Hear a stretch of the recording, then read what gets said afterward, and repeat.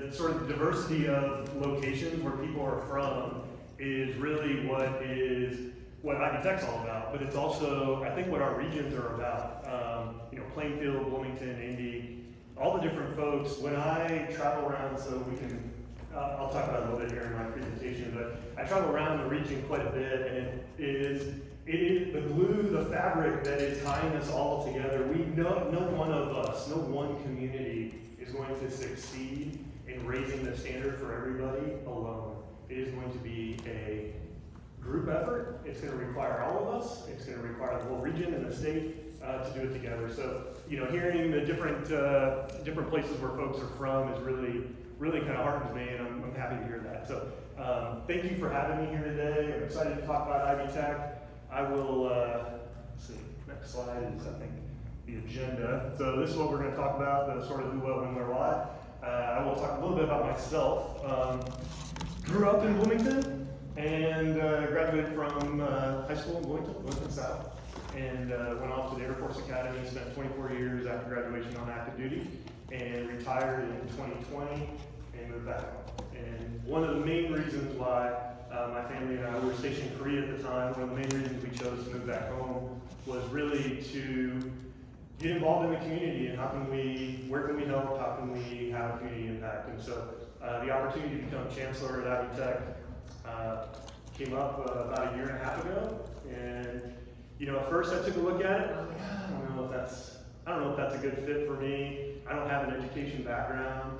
But then I started teaching over at IU, and I was like, man, this is a lot of fun. These students are a lot like our airmen, they just bring an energy, and it is just like, you can feel it, right? And it was really fun to engage. I was teaching public policy over there, and you could have a real good conversation about different perspectives and how to have that conversation respectfully and how to disagree respectfully. And so really just kind of I started rethinking the whole Ivy Tech thing, and I had about a week before the applications were due. And so I went around and I met with some chancellors and other different folks and decided, I'm going to throw my name in the hat. There are a ton of similarities between military service and higher ed. And I think there is a little bit of a misconception that to get things done in the military, you just order people around and yell at them, and and they do whatever you tell them to do. I can tell you that if I had tried that, I would have lasted maybe a month. It just doesn't work, right? Humans are humans. They want to be treated with respect. They want to be treated with dignity, and they want to be led. And so you give people direction, and you get out of their way, and it is amazing what they can accomplish. And so I felt like, I can do this. We'll figure it out. So I threw my name in the hat, and here I am. So a little bit about me. My wife, Tracy, was a classmate of mine at the Air Force Academy. Also retired from the Air Force. She technically outranks me, so that's kind of cool. She always outranked me at home, but now it's official.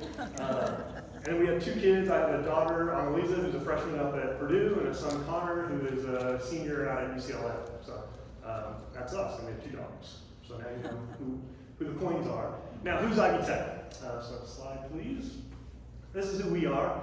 We're about 200 full-time employees and 150 or so adjuncts and part-time employees who, we just get after it. Take care of our students, provide exceptional service. So slide. And this is what we do. This is where we do it. So we have an 8-county region. It encompasses basically Monroe County and all the counties around, including Morgan County. We have a great partnership with Martinsville High School and Mooresville High School. So we have a satellite facility to do welding and some EMT training up in Mooresville, and then we do welding training in Martinsville High School. And we're looking to grow, so when we get to the Q&A part here, I'll ask for some ideas and questions and answer, whatever I can, and look for how we can grow in this part of our region. But we get around quite a bit. We have, especially at the high school level, we have high school coordinators who get around. I'll talk about dual credit here soon that are getting involved with all of our high schools in the region. But great team. I am incredibly fortunate. I have an amazing staff, amazing team. You just saw their photo. They care deeply about our students. Next slide, please. And this is our mission. So we are an open access college, which means we let everybody in. So congratulations, you have been admitted to Ivy Tech. Well And we fuel Indiana's economy through teaching and learning and giving our students the experiences they need to grow. We help our industry and community partners with their training. I like to say we're the state's largest education and training consulting firm. If you have education and training needs in your business, we meet with us. We have coordinators who work with industry all the time to figure out their training needs. We've done leadership training for various communities in the region, city governments. We do a lot of OSHA training. We've done ServSafe, some different trainings like that for different folks. And what we can do too for small businesses is we'll take, once we learn that a small business has a need, it might not make sense for you to run your whole class, but what we'll do is we'll put a few small businesses together and we'll run one class for you all. And so really trying to partner. Again, we're just trying to fuel the region's economy. That is our role. Our role is to provide exceptional service to our students, our community partners, so that we can, rising tide lifts all ships. I don't like ship references, but that's the best one I come up with. Rising tide lifts all ships, right? And so we want to do our part to be that great community partner that does that, and that's our mission. And so our staff is pretty singularly focused on making sure our students succeed in whatever path they've chosen. And so we really, that's my task to them. Is everything that comes across my desk, every question we have, every opportunity we have, first question I ask is, how will this benefit our students? How will this benefit our community? Will our students or our community benefit from this in any way? And if not, then why are we doing it? What are we doing it for? And so we're doing a wholesale review of all of our programs right now. Some of our programs are more popular than others. So let's focus we don't have, like everybody else, right? We have limited resources. So let's focus our attention on those areas that the community is asking for and where the demand is the greatest, and how can we get after those areas and make sure that's quality, and we're providing quality service there. Slide, please. So a little bit about how we do it. This is our strategic plan, higher education at the speed of life. We like to be innovative and nimble. So we have a bunch of initiatives that we're trying, and we'll try them, and if they work, great. We'll keep doing them, and if they don't work, we pivot pretty quick. I spent about 2.5, 3 years in a software startup, as a co-founder of a software startup, and so I'm all about, let's try it, and let's iterate, and let's go. And if you're a small business owner, you know exactly what I'm talking about. That didn't work, we're not gonna do that again, but that's okay, get back up and get after it and try something different. So trying to bring that attitude and that mentality to Ivy Tech as well. So we'll try a lot of things, and with our strategic plan, the higher education at the speed of life, makes it easy to, pivot. Life is fast, comes at you fast. And so we'll pivot to where as needed. Slide, please. We have 3 objectives at the Bloomington campus that we've adopted, and we're really working right now towards refining these and coming up with what are the metrics and what are the tasks that we're gonna rally around for these. But the first objective is to provide exceptional service. That's in our mission. That's no-brainer. We want to have a culture of innovation and collaboration. Silos exist everywhere. Even from small companies, silos exist. And so trying to break down those silos that exist across our campus first, so that we can collaborate internally, really be more efficient, provide better service, so the left hand, right hand kind of thing knows what we're doing. And then also collaborating externally to make sure that we're that community partner that folks need. And then lastly, we have a commitment to long-term sustainability. How do we remain relevant, and how can we be sustainable for the long term? It's no secret that higher ed is taking some hits in recent years. Students are not going to college at the rates that I think we all thought they would go to, not seeking out higher ed. There's about 40% of Hoosier students who are not going on to higher ed. Where are they going? What are they doing? Just some college will change people's lives and change their wage earning potential in the long term. Now, there's always stories about a person who graduated from high school and then went off and did something great. But for the average person, some college will make them more successful than none. I ran into a gentleman the other day. He went to Ivy Tech for a little while and got some credits, but then he and his wife had a baby, and he said, I had to get back to work. But I like to call this the generational impact of some college. But he had a fond memory of Ivy Tech and his experiences at Ivy Tech, and he encouraged his daughter then to carry on when she became college age. So she just graduated from IU, transferred from Ivy Tech and went to IU and graduated from IU. And he's beaming. That's the generational impact that we can have if we can get folks in our front door. It ain't scary. It's okay. We'll take really good care of you. We have small classrooms. We have small class sizes. We have wraparound services. We have tutoring that, 24/7 tutoring. We have in-person tutoring. We have online tutoring. We will take care of folks. We provide wraparound service. And it's, slide please. And we are incredibly affordable when you compare it to, other options. So we're also very flexible. We've got a bunch of online options. We'll, meet you where you are. But, we just got to get folks to come in the front door. And, I hear every week how life-changing it is for folks that came to Ivy Tech. And that, frankly, makes it so easy for me to, sell what we do, because we are changing lives. We've got 45 programs that range everything from, our nursing program is by far our most competitive program. In fact, if you're considering it, applications are due by October 15th for the spring term, so don't miss that deadline. I have no, everyone's like, oh, you're the chancellor. I didn't get my application in time. I'll get calls from parents. Hey, my daughter missed her deadline. I'm like, I have zero control. That's all handled central in Indiana, in Indianapolis. I have zero control. I can't help you. So, I have to kick you to March 15th.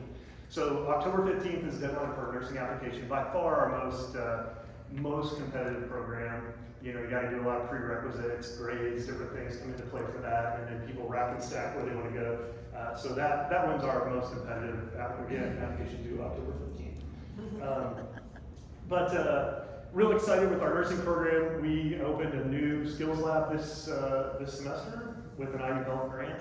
We were able to expand from 8 beds. So we had 8 beds that our nurses were training on, and now we're up to really 18 beds that our nurses can train on. So it's a much more open, brighter space, really cool. And we are going to launch in fall of 25 an evening program. We're going to be the first in the state to launch an evening program. And this kind of goes back to the entrepreneurial spirit, right? We're going to try it. We're going to pilot it. We're going to put our best foot forward, and I think it's going to be a success. I think it's going to be a transition program. It's going to be for, thank you for the applause. That is now my anecdote, by the way. And they went crazy in Martinsville when I brought this up. But we are really excited. We're going to give the opportunity to current LPNs, military medics, paramedics, CMAs, to do what we call a transition program. So it'll be a 1-year transition program in the evening. So you'll come to classes in the evenings, and then you'll have clinicals in some in the evenings and then a lot on Saturday. And basically it's to help working parents, working folks with a job who otherwise wouldn't be able to leave. And we need healthcare workers desperately in our region, around this, really in the country, but particularly in our region. And so I challenged our team, how can we make more nurses? And really the day is full. And the bottleneck is clinical opportunities. I saw Brent Siskin. The bottleneck is clinical opportunities. And so what that means is you've got to get into a hospital or a senior facility or somewhere else and get your clinical experience before you can get licensed. And so that's the bottleneck. I can build a new building, I can build a bigger building, I can train more nurses, but at some point they're going to hit that bottleneck and they're just going to be waiting and they're not going to be happy. And so how do we find more time in the day? Where can we find this opportunity? Pretty quickly it became clear we need to move tonight and move to evening programs. So excited for that expansion. That'll happen. Those applications will be due March 15th, and you'll see more. We're going to be spreading that word out here pretty quick. But we've already got a lot of positive feedback on that. I feel like if we do it right, it can be a model for the state. And so our region can really be a model for the state. If you think about it, we're going to do 20 this year as a pilot, starting, so they graduate in 26. My goal is that then, probably not the very next year, but the year after, we can double that. And if we multiply that by all the nursing programs across the state, we're going to be producing a heck of a lot more nurses than we have in the past at the RN level. And so that's one need. We still have tons of other needs that we're trying to get after, and trying to help her start an occupational therapy assisting program. This is how. So these are some lessons I've had to learn with higher ed. Things don't move as quickly as you'd like often. the accrediting body won't accredit us until about 2029 to start an occupational therapy program. So our first graduating class will be 2031. Put that on your calendars. Mark that down. If you go to an occupational therapy clinic, we'll be happy to come out and you can come to our job fairs and hire our students. But really, that workforce ready element, that's what we're after. We're trying to make sure folks are ready for high wage jobs, ready to get after it and be a great part of, be community members. 92% of our grads are going to stay in the state. That is an incredible retention number, and that's what we need. That's how we're going to build our economy, by building up within, I think. So, really excited about what we provide. So, next slide, please. Some cool things that have happened recently. 2023, we received about $4 million in the Chips and Sciences grant. So, we're going to start some microelectronics and semiconductor training. That it's really in advanced manufacturing. Some of the equipment's starting to come in. There's this cool robot that you program now by putting it where you want it versus sitting there and typing what you want it to do. You move it and be step 1, move it, step 2, and then you hit go and it does whatever you want it to do. So that's pretty cool. We had our first high school class this summer for about 2 weeks, where we had about 8 or 9 high school kids come in and introduce them to robotics and the semiconductor. Traveled all over, so Purdue and Enhanced down in Westgate, down by Crane.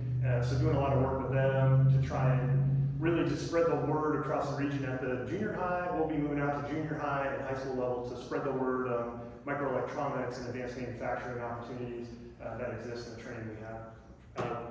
Just talked about nursing expansion, and then we have another partnership that we just announced this week. It's a tech transfer partnership with Crane. So Crane has a ton of patents that they're wanting to license to startups and small businesses, and so we created a training program for those businesses to follow the bouncing ball. Look, I was a government lawyer, so my career was I spent about 10 years as base support, and then the last 15 as a JAG, as a lawyer. And part of that, I got to work in the Pentagon. I worked for the chairman, and that was an amazing experience. But I saw the wheels of bureaucracy and how they grind.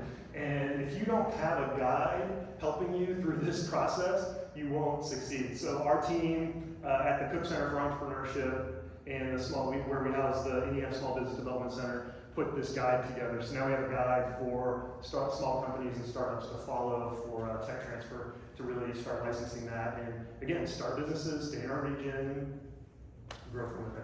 So, slide, please. Dual credit, real quick. I talked about the high schools and the partnerships we have in the high schools. We work really close with all the high schools in the region. Really exciting, Monrovia just joined us as well. So we've got Monrovia as a partner school now. And the goal for us is to provide students with opportunities to get college credit before they graduate high school. My goal is that every student who wants to and who engages in this will graduate with what's called the Indiana College Core. That's 30 credits that will be basically wipes out an entire year of college and is accepted by every school in Indiana. So if you take less than that and you don't get your Indiana College Core, then those schools can pick and choose which credits they're going to give you credit for. So if you show up at the ICC, the Indiana College Core, you're going to get all that credit. Martinsville offers it, Mooresville's offering it, and soon, if they don't already, Monrovia will be offering it. So pretty excited about that. I think it's an amazing opportunity for kids. I tell folks, don't think about it as skipping freshman year, think about it as skipping senior year. You're still going to go and live in the dorms, you're still going to do stuff. It still is you're going to get the full college experience if that's what you want. But then, so my daughter has a ton of credits. So she shows up at Purdue, and they're like, oh, you need to take all this stuff. And she looks at her thing, she's like, well, I've got 40-some credits already, from AP and dual credit. And they were like, yeah. So she and I were chatting, I was like, take 12 credit hours your first semester. Why are you killing yourself? Why is your advisor telling you to kill yourself? So be successful right out of the gate, and that gives you a ton of flexibility. So then over the next semesters, then she'll be able to work in some of the tougher classes and things like that. So once I like to call it verse. Once you learn how to college, then you can start spreading a little bit. Really career focused, dual credit. We have a lot of it with Hoosier Hills, for example, a lot of the welding and a lot of the other trades programs that we offer offer dual credit in. We have some ag dual credits as well around the region, so pretty cool. Up in Mooresville, we're training a bunch of students right now, dual credit. We're training up in our satellite facility up there on welding. And it's basically free to students through the high school, through our partnerships with all the high schools in the state of Indiana. So, I mean, it's like a no-brainer. If you've got kids who are high school age, you should ask them about the Indiana College Corps and have them start thinking about that. All right, slide please. Lastly, I like to wander around, have some fun. So these are like goofy pictures of me around the state, doing different things around the region. We've had some fun. I squeezed back into my uniform in Brown County and delivered the Veterans Day speech. Yeah, you can see I learned how to weld. By the way, welding. Any welders out here? Anyone trained any welders? It is hard. I was like, oh yeah, they gave me a bunch of pieces. They gave me like, whatever, 6 pieces, and they're like, make a cube, and it looks atrocious. It is really hard.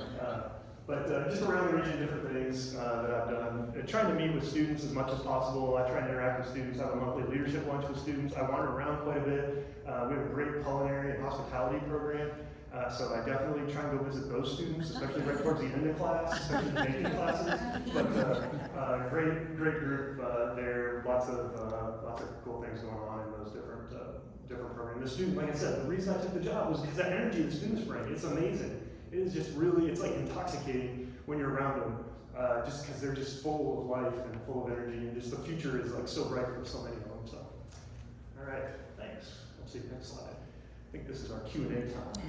All right, Q&A, you can hit the next slide. That's it. All right, and let's give a round of applause to my beautiful assistant.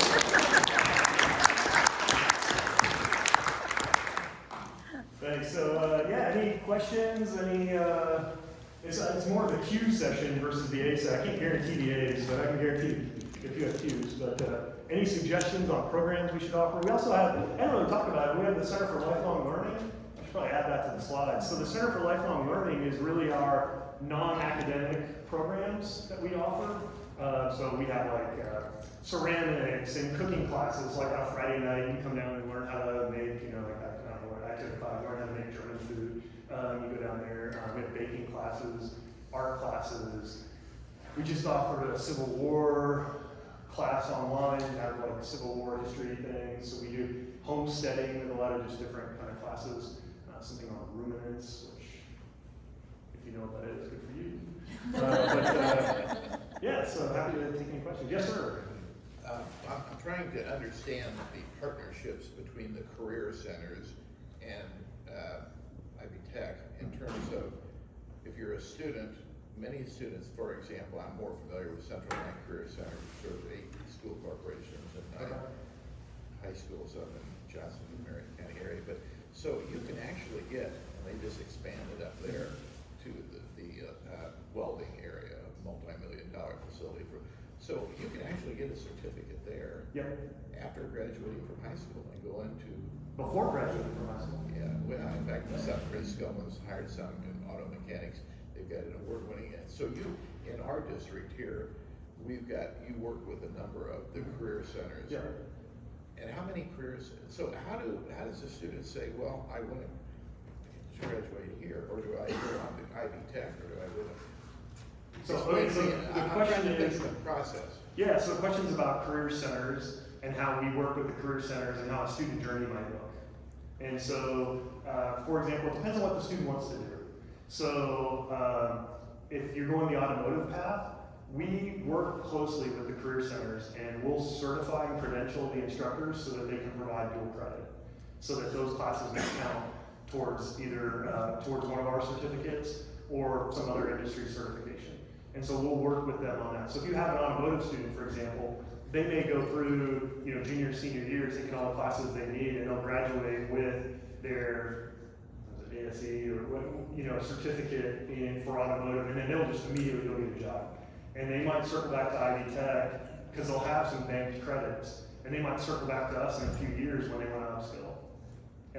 Other students will go on a different path, and they might not go directly into the workforce. They might go maybe do half of their degree at like Hoosier Hills, for example. I'm mostly familiar with the Hoosier Hills Career Center. They might do their half their work at Hoosier Hill, and they'll come to us and finish up for a year, finish their certificate up, or finish the semester after they graduate from high school. We have a lot of students who will graduate from high school already with their associate's degree.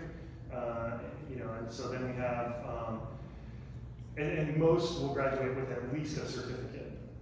Honestly, we probably have a handful of students who graduate with their associate's degree, but a ton will graduate with a certificate of some sort. So yeah, it kind of depends on the student journey, because we often, we have HVAC, we have welding, there's some electrical work they can do, plumbing, there's different things they can get involved in.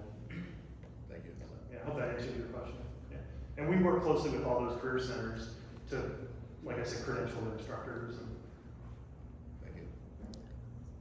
And you also offer Yes. evening welding classes at Martinsville and Mooresville, I believe? Yeah, we do offer evening welding classes as well, in Bloomington, in Mooresville, and in here in Martinsville. And those offer certificates at a certain, Yeah, so those will all be certificates. So the welding program is a good one. It can be certificates. We have different tiers of certificates. So it also can be degrees, so you can get your associate's degree.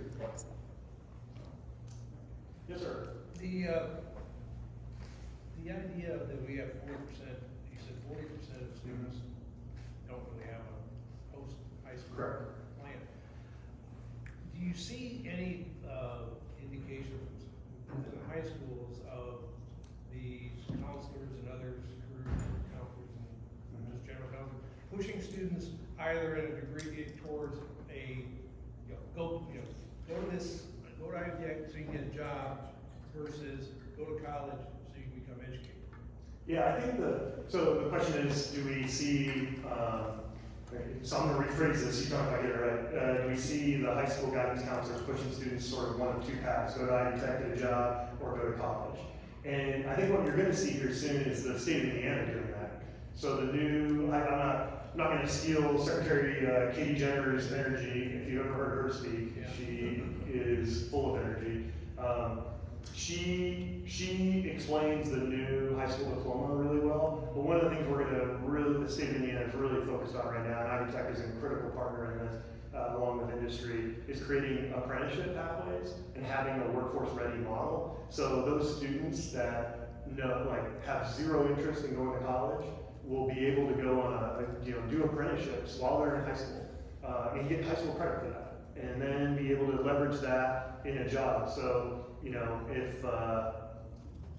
if they come up, so there's three industries that are trade industries, if you will, that have really embraced this, are going to be the first three that the state starts working with. One's banking, one is healthcare, and then the third is manufacturing. And so those trade associations are going to work with local high schools and to get students in there, to let them have apprenticeships, see if that's something they're actually interested in, and then they can do multiple different apprenticeships while they're in high school versus being like, I want to go to school and then bouncing from job to job and graduate with, and the goal of that is to graduate with these certificates. So you'll graduate with a credential, graduate with something that you can then put immediately to use in the workforce. And if college is your path, there's a pathway for that as well, to take more of the college-aligned pathway and the classes that kind of what we're all probably traditionally familiar with. And did that Yeah, answer your it question? answers the question. It doesn't, from your point of view, what it doesn't do is answer the question from what happens when we have so fewer college educated individuals in the state of Indiana, because that dictates economic success. It does. And I think there's and again, not everyone needs to go to college, right? And so we have different pathways, and so creating the different pathways is really important. As long as we have, the other thing is, the kids that go to four-year schools and study these different fields, engineering, whatever it is, are they staying here? How do we, they're leaving, they're going to the coasts, or they're going to big cities, or whatever. How do we encourage them to stay in Indiana? So that's one challenge. And then you have the other challenge is, okay, so let's say you do stay, and you do develop some neat new widget, you need a workforce that can build it, and you need a workforce that has, nowadays you have got to have the technical know-how to get things done. It's not, it is, the advanced manufacturing world today is much different than it was, even when I was a kid coming up. And so There's a lot of technical training. The certificates matter a little bit more than they might have, 20, 30 years ago. And so I think it works together, right? I think you've got to have those students that are graduating from IU, Purdue, Ball State, whatever, Indiana State. They've got to stay here to help us along, in that journey as well. Yes, ma'am. Kind of add to what he was saying though, we found, yes, college education is important, but not every student, and you will know, is not a good student to sit in class or do online. And they have found, like in the automotive, everything is turned, like I said, your old car, I could, put the screwdriver in the flywheel or whatever, like when it was flooded to make it start, everything is computerized and stuff. But we found that there is going to be a shortage of people like my son. He is now a transmission technician. He did not go to college. Right. He went and they did send him for schooling through Ford. So yes, he has certifications, but he was not your, do you know what I'm saying? He Yeah. was not your, you have to do Not it every- based on that, but yeah. everyone is saying, I just see the push you gotta get, when I graduated from, I'll say from Eminence, we didn't even know, they didn't have a computer, the guidance counselor didn't talk to you about continuing your education, none of that. And then it went from that to everyone has to go get a 4-year degree, you have to get a 4-year degree.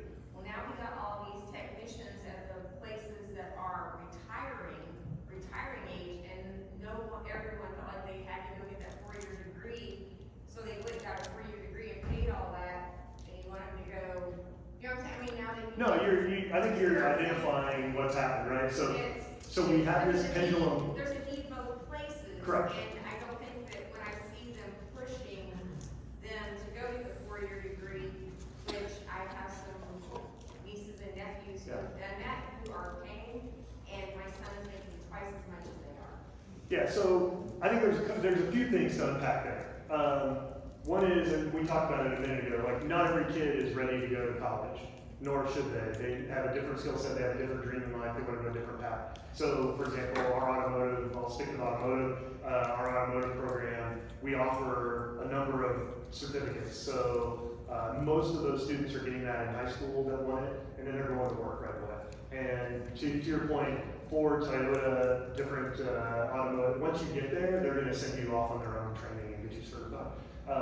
The studies show that while for the first few years, income may not be the same, maybe the college graduate isn't earning as much, that when you get to that 10, 15-year point, there starts to be a definite increase and there starts to be a different a change. So I think the model that we have where we're going to be pushing, we're going to be offering the workforce in high school now, where we're going to be offering the 2 pathways, if you will, the apprenticeship and then the college path. I think that's a great way to offer, to kind of solve the problem, right? Like it was, every kid needs to go to college, and then, well, if you didn't go to college, then what? And now we're trying to find that happy medium.